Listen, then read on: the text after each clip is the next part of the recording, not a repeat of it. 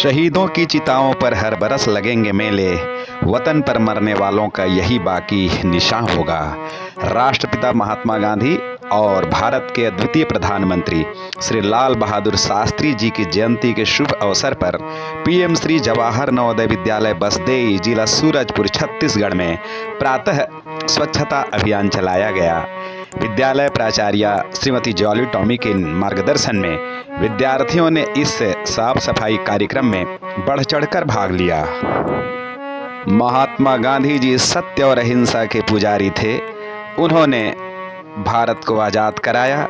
साथ ही विद्यार्थियों के सर्वांगीण विकास पर वो जोर दिया करते थे। वे कहा करते थे कि हमेशा हमें स्वच्छता पर भी ध्यान देना बहुत जरूरी है। श्री लाल बहादुर शास्त्री जी कृषक पुत्र थे और वे प्रधानमंत्री पद तक पहुँचे। उन्होंने भी स्वच्छता पर विशेष ध्यान दिया। इस अवसर पर विद्यालय में सर्वप्रथम प्रिंसिपल मैडम एवं समस्त गुरुजनों द्वारा दोनों महापुरुषों की प्रतिमा पर माल्यार्पण एवं दीप प्रज्वलन किया गया।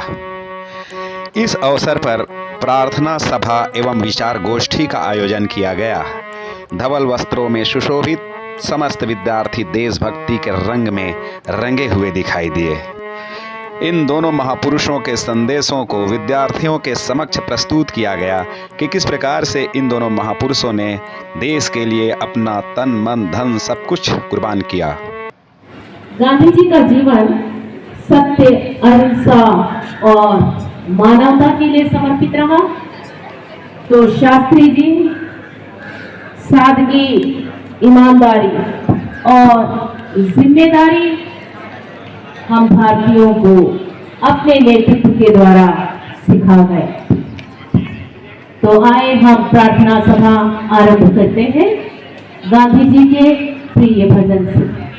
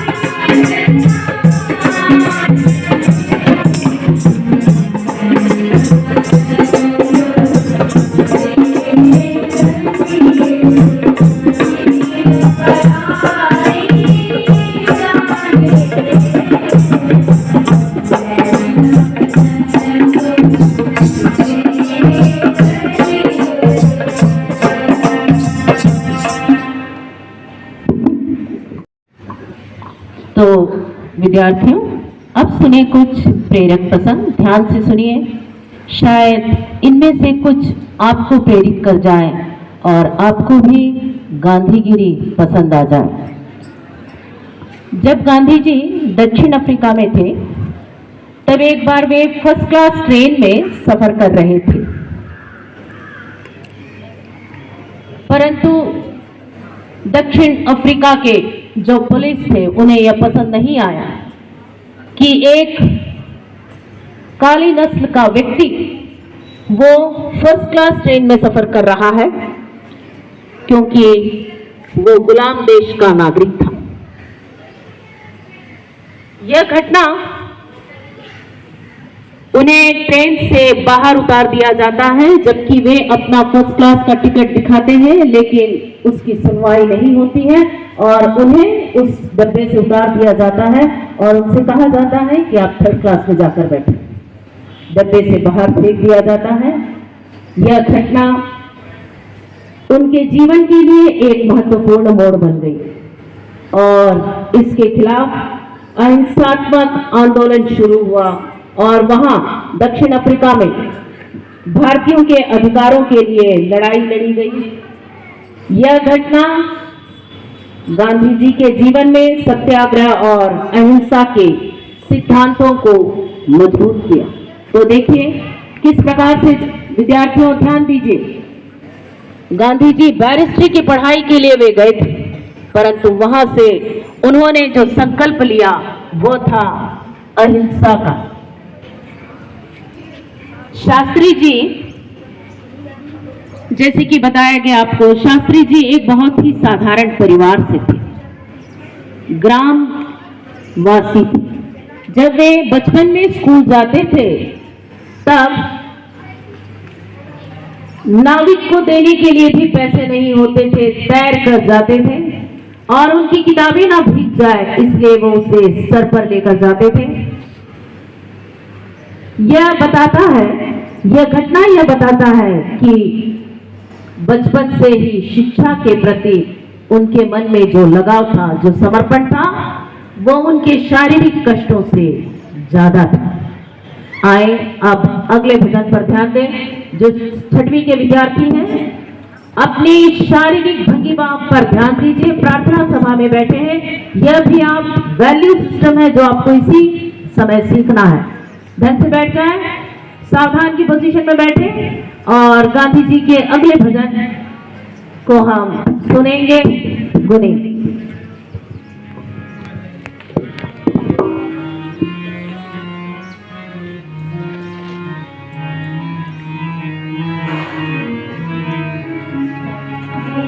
हमें आजादी बिना बिना साबरमती के दुनिया हमें आजादी बिना बिना साबरमती के दुनिया साबरमती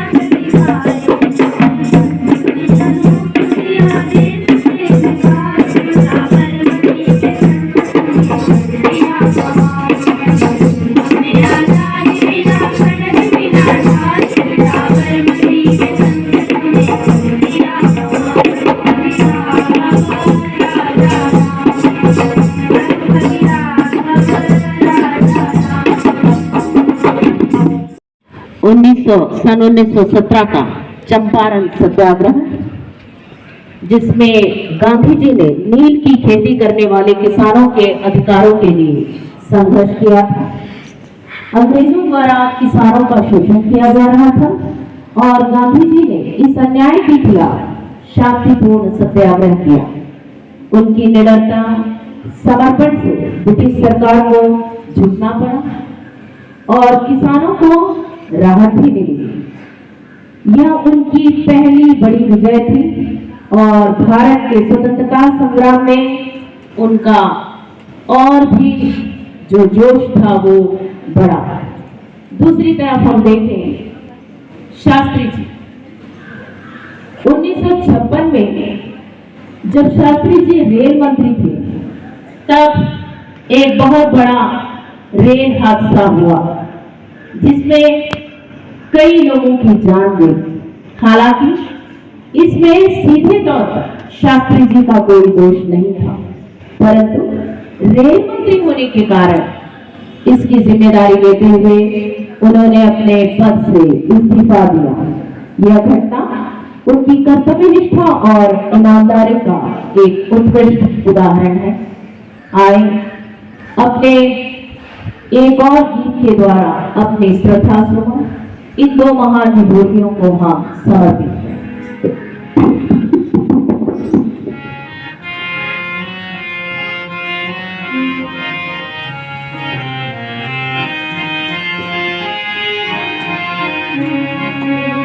राम है तू रहीम है, तू करीम है कृष्ण खुदा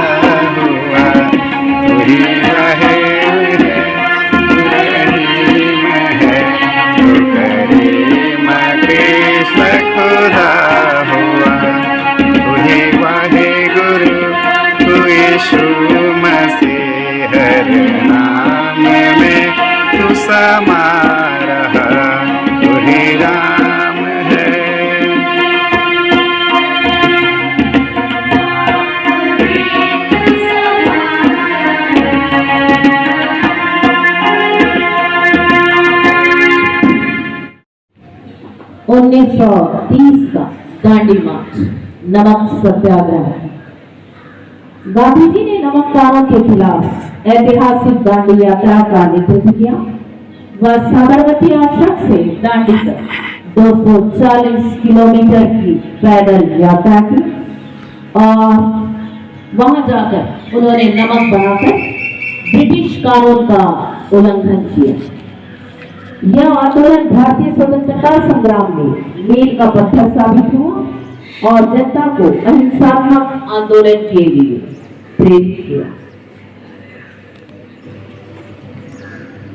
दूसरी तरफ हम देखते हैं शास्त्री जी, जो कि सरलता और सादगी के लिए लोगों को प्रेरित कर रहे हैं। शास्त्री जी प्रधानमंत्री बनने के बाद उनका जीवन वैसा ही साधारण और सरल था।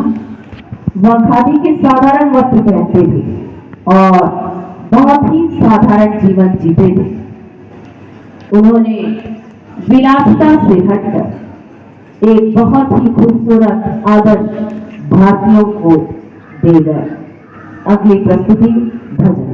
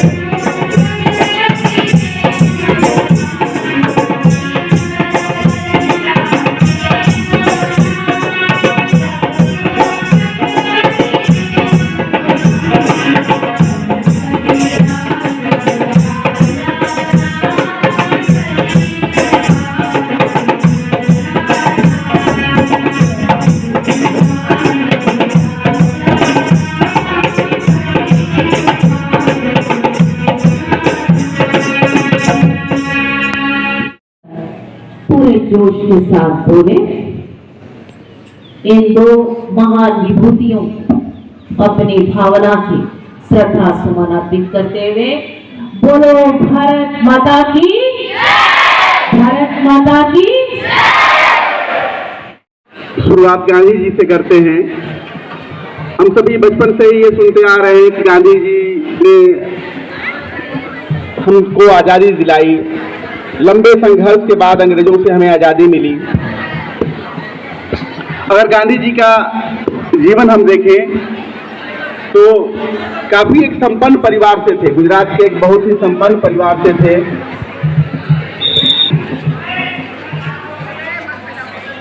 उस समय वो जो है बैरिस्टर की पढ़ाई के लिए इंग्लैंड जाते हैं। इंग्लैंड से बैरिस्टर की पढ़ाई करके जब वो वापस आते हैं तो वो खुद अपने बारे में बताते हैं कि वो छात्र जीवन में कोई बहुत टैलेंटेड या बहुत एक्सीलेंट स्टूडेंट नहीं थे, एक औसत छात्र थे। बैरिस्टर की डिग्री लेने के बावजूद भी जब वो भारत आते हैं तो उनकी प्रैक्टिस कुछ खास नहीं चल रही होती है। ऐसे में एक गुजराती व्यापारी का एक प्रपोजल मिलता है उनको, और ये प्रपोजल था साउथ अफ्रीका में उनका एक केस था जिसको लड़ना था। और ये केस जो है वो गांधी जी के जीवन में एक महत्वपूर्ण टर्निंग पॉइंट साबित होता है। उस केस के सिलसिले में महात्मा गांधी दक्षिण अफ्रीका जाते हैं। दक्षिण अफ्रीका प्रवास के दौरान उन्होंने देखा कि किस तरीके से वहाँ पर जो अंग्रेज थे वो काले लोगों के साथ भेदभाव करते थे।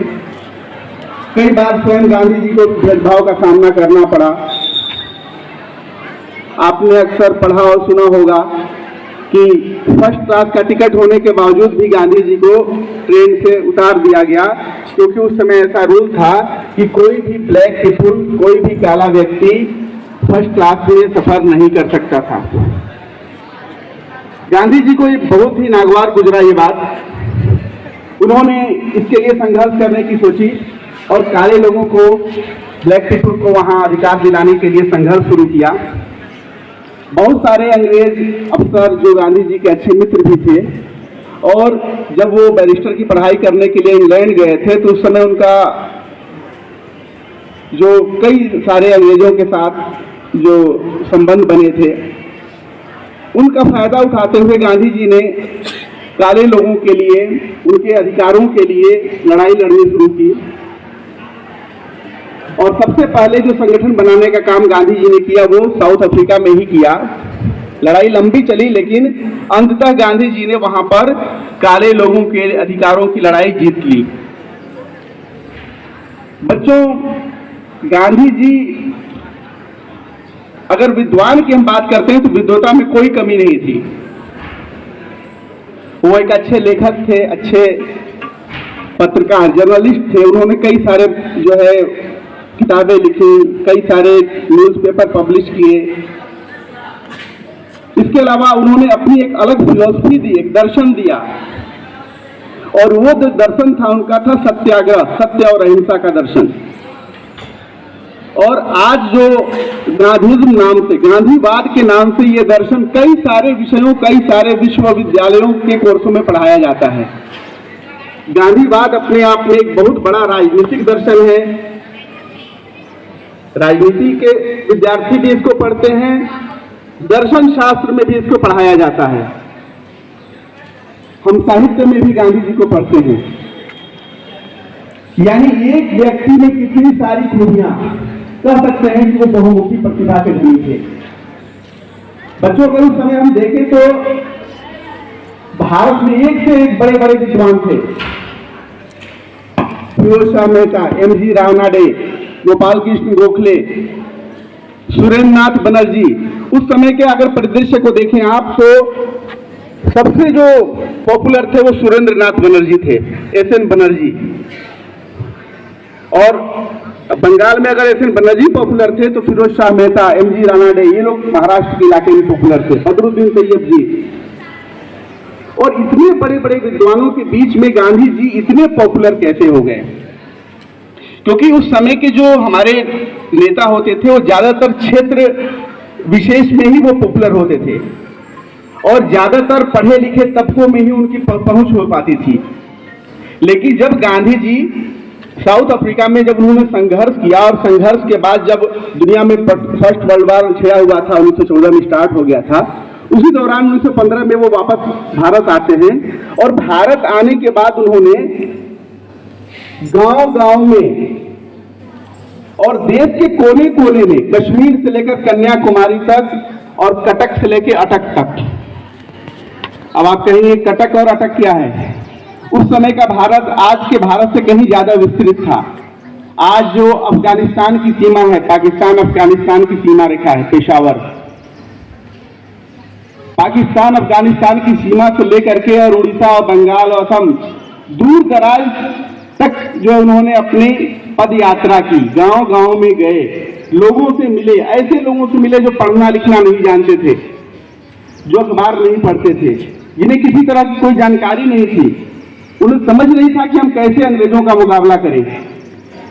अभी तक जो भी प्रतिरोध हो रहा था वो क्षेत्र वाइज हो रहा था। बंगाल का अलग हो रहा था, पंजाब का अलग हो रहा था, महाराष्ट्र का अलग हो रहा था, तमिलनाडु का अलग हो रहा था। और इस तरह का जब प्रतिरोध हो रहा था तो अंग्रेजों को दबाने में कोई प्रॉब्लम नहीं होती थी। लेकिन गांधी जी चाहते थे कि एक ऐसा प्रतिरोध हो जो भारत के पूरे लोगों के द्वारा और सबकी भागीदारी से हो। वो इस बात को समझते थे कि आधी आबादी, आज हम आधी आबादी की बात करते हैं, जब हम आधी आबादी की बात करते हैं तो हम महिलाओं की बात करते हैं। आज महिलाओं की भागीदारी काफी बढ़ चढ़ करके है। फिर भी आज भी हमारे अगर संसद देखें, विधानसभाएं देखें, तो आप पता करिए कितने % महिलाएं हैं वहां पे, कितना उनका रिप्रेजेंटेशन है। हमारी सरकारें अच्छी अच्छी बातें करती है, लेकिन वो अपने वादों को निभाती नहीं है। महिला आरक्षण विधेयक बहुत लंबे समय के बाद पास तो हुआ संसद में, लेकिन आज क्या वो लागू हो चुका है? पता करिए उसका स्टेटस क्या है। यानी कहीं ना कहीं आज महिलाओं की स्थिति हम देख रहे हैं, तो उस समय 19वीं और 20वीं शताब्दी में महिलाओं की क्या ही स्थिति रही होगी।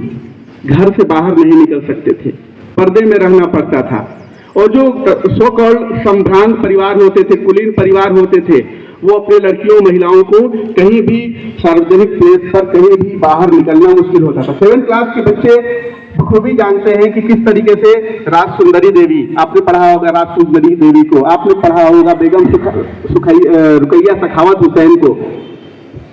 मतलब पढ़े लिखे फैमिली में भी महिलाओं छुप करके पढ़ती थी, कहीं सामने से कोई देख लिया पढ़ते हुए तो क्या हो जाएगा, कौन सी आफत आ जाएगी, क्योंकि महिलाओं को पढ़ना लिखना पूरी तरीके से वर्जित था हमारे समाज में। वैसे घर से बाहर निकलना मुश्किल था। ऐसे में गांधी जी जब शराबबंदी के खिलाफ जब आंदोलन चलाते हैं, जब वन सत्याग्रह करते हैं, जब चरखा चलाने की बात करते हैं, जब सूत काटने की बात करते हैं, तो महिलाओं को कहते हैं जब तक महिलाओं की भागीदारी नहीं होगी तो 50% तो ऐसे ही हमारी कट जाएगी। यानी आंदोलन में सरोजिनी नायडू को नेतृत्व देते हैं। क्यों? ताकि महिलाएं बाहर निकले, और निकलती हैं। जो विदेशी पत्रकार यहाँ पर रिपोर्टिंग कर रहे होते हैं, वो देख के दंग रह जाते हैं उस भारत में कि कैसे महिलाएं घर से बाहर निकल रही हैं, कैसे शराब की दुकानों के लिए घेर कर शराबबंदी कर रही हैं। ये जादू था उस जमाने के लिए, और आज के जमाने के लिए भी जादू से कम नहीं था। जब हम स्कूल में थे तो सुभाष चंद्र बोस, भगत सिंह, जो आसानी से हमको समझ में आ जाते हैं, चंद्रशेखर आजाद, कि चलो अंग्रेजों ने उनको जुल्म किया, हम उनको मार के भगा देंगे। लेकिन गांधी जी को लगता है कैसे थे ये, तो मुझे एक गाल पे थप्पड़ मारो मैं दूसरा गाल दे दूंगा, ये कौन सी बात हुई?